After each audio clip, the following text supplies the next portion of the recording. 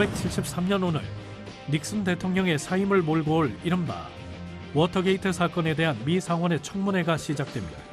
워터게이트 사건은 닉슨의 대통령 재선을 위한 비밀 공작반이 워싱턴 워터게이트 빌딩에 있는 민주당 전국위원회 본부에 침입해 도청 장치를 설치하려다 발각된 사건을 말합니다.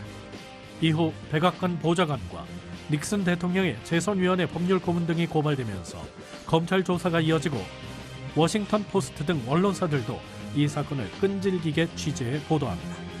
닉슨 대통령은 자신과의 연루 사실을 부인하지만 대통령 집무실 대화 녹음 테이프가 증거물로 제출되면서 결국 닉슨 정권의 선거 방해, 수뢰, 탈세 사실이 만천하에 드러나고 맙니다.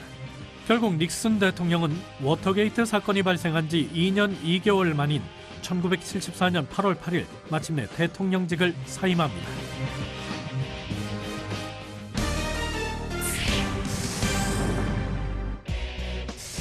(1980년) 오늘 비상계엄령이 전국으로 확대 시행됩니다. 사실상 전두환, 노태우 등 신군부에 의해 결정된 조치로 비상국무회의에서 비상계엄 전국 확대안이 의결됩니다. 박정희 대통령의 시해 사건 이후 확산된 국민들의 민주화 운동을 원천 봉쇄하는 것이 비상계엄 확대의 목적이었습니다. 비상계엄 포고령에 따라 모든 정치활동과 집회 시위가 금지되고 언론 출판에 대한 사전 검열이 시행됩니다. 신군부는 이날 곧바로 전남대 등 전국 대학의 공수부대를 진주시키고 김대중 등 민주화를 요구하는 재야 인사들을 체포합니다. 이로써 군부 독재 종식과 민주주의 회복의 열망이 분출된 서울의 봄은 막을 내리고 이튿날 광주에서 5.18 민주화 운동이 시작됩니다.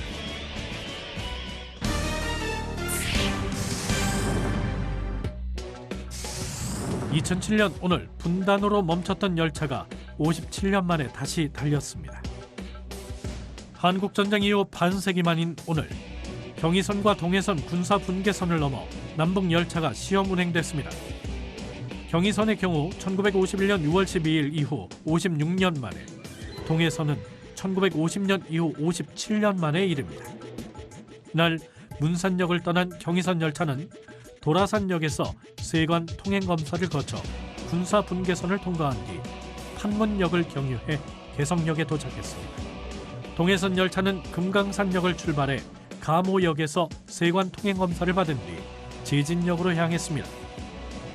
정치권 역시 남북철도 시험 운행이 남북 간 평화 번영을 위한 첫걸음이라며 일제히 환영의 뜻을 밝혔습니다.